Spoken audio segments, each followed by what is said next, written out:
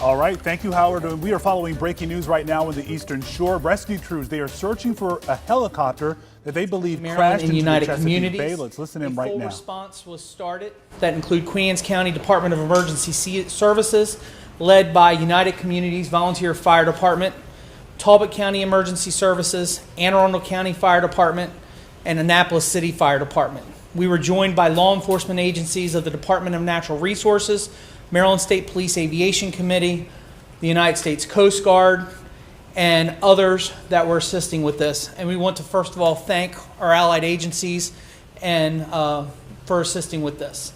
I've done the briefs up until now. I'm going to turn it over, and from here on out, the Department of Natural Resources is going to be the lead agency, and I'm going to turn it over to Captain Brian Albert to continue the press conference, and I'll stay around if you have any questions for me. Okay, thank you, Scott. We'd just like to thank all the allied agencies involved. Very cooperative effort going on out there on the bay. And it's always difficult when you have a search and rescue mission in the water. We have located a pretty large debris field, and that's where we're concentrating our efforts. We're still operating under a search and rescue operation. We are running our side scan sonar to try to locate any, the fuselage or the cockpit area of the helicopter that went down. And we haven't had any luck at that at this time, but we are using the side scan sonar to our advantage. The seas are pretty calm out there. We have pretty good visibility, so it shouldn't hamper us in any way by the weather. And I'll take any questions that you all have now.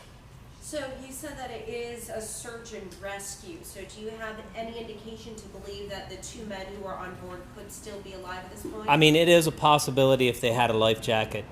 Searching in the open water like that, it's always very difficult. It's like finding a needle in a haystack.